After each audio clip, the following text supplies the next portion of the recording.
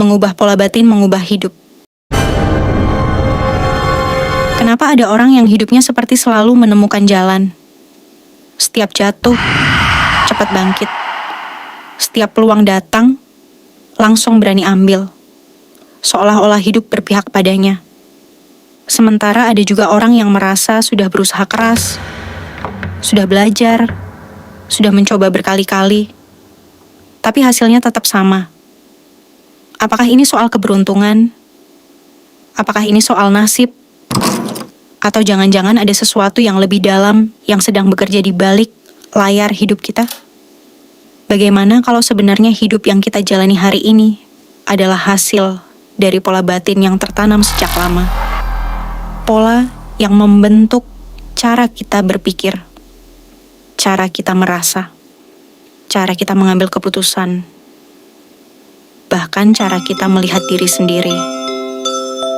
Dan kabar baiknya, kalau pola itu terbentuk, berarti pola itu bisa diubah. Kalau pola bisa diubah, arah hidup juga bisa berubah. 1.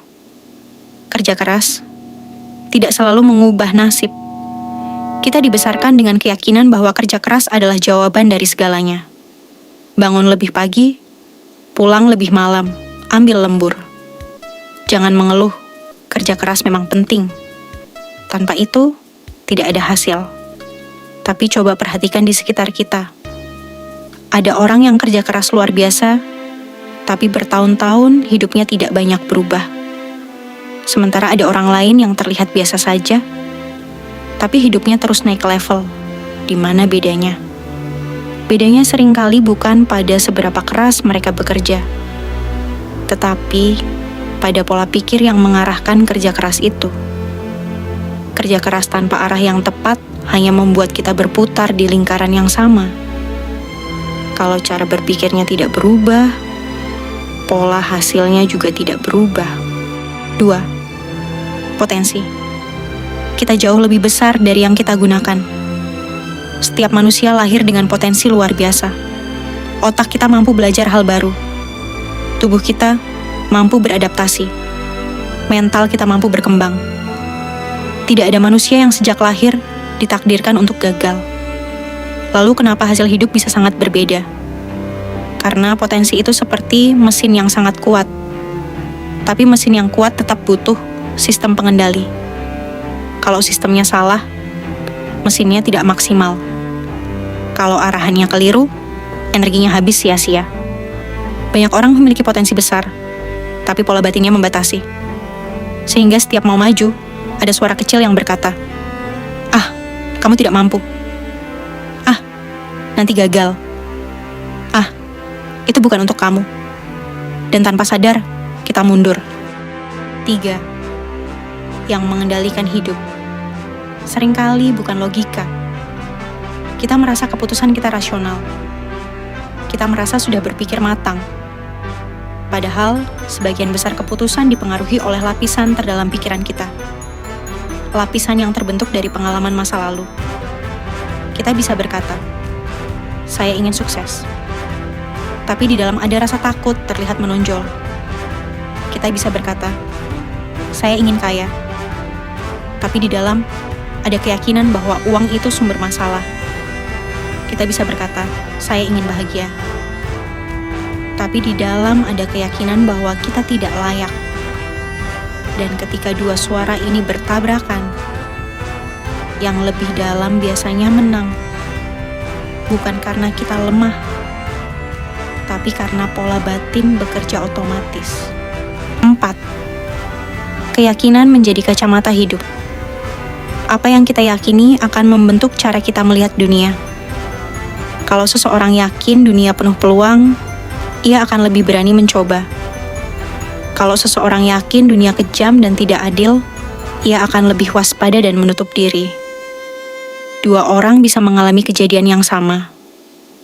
Satu melihatnya sebagai pelajaran. Satu melihatnya sebagai bukti bahwa hidup tidak berpihak padanya. Yang membedakan bukan peristiwanya. Yang membedakan adalah keyakinannya. Keyakinan bekerja seperti kacamata. Ia mewarnai semua yang kita lihat. Dan seringkali kita lupa bahwa yang kita lihat bukan kenyataan murni, melainkan kenyataan yang sudah difilter oleh pola batin kita sendiri. 5. Pola itu terbentuk sejak lama. Sebagian besar pola batin terbentuk ketika kita masih kecil, dari ucapan orang tua, dari cara guru memperlakukan kita, dari pengalaman ditolak, dari kegagalan pertama. Kalimat sederhana seperti, "Kamu ini pemalu. Kita ini orang biasa." Jangan berharap terlalu tinggi. Lama-lama tertanam. Dan ketika dewasa, kita tidak lagi mempertanyakan kalimat itu. Kita menganggapnya sebagai identitas. Padahal mungkin itu hanya pendapat seseorang di masa lalu, bukan kebenaran mutlak tentang diri kita. 6. Dampak pola yang menghambat.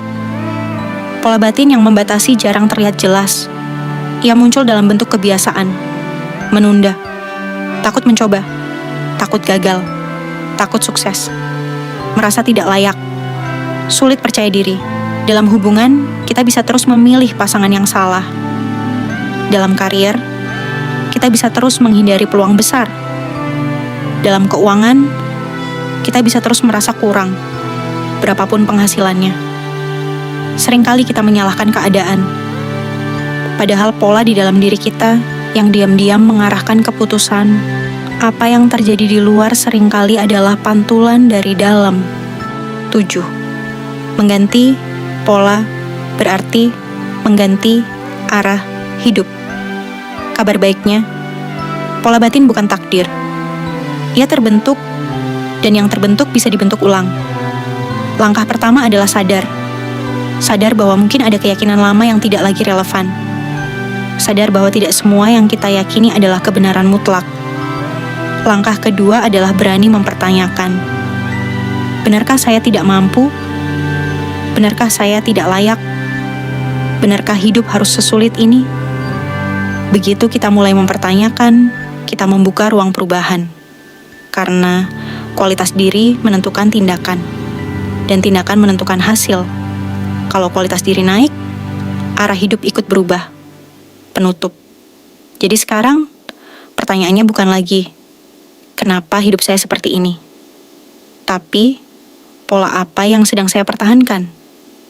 Kalau pembahasan ini membuka cara pandang baru untuk kamu, jangan lupa tekan like, tulis pemikiran kamu di kolom komentar, dan subscribe supaya kita bisa terus bertumbuh bersama. Karena perubahan besar selalu dimulai dari dalam diri kita sendiri.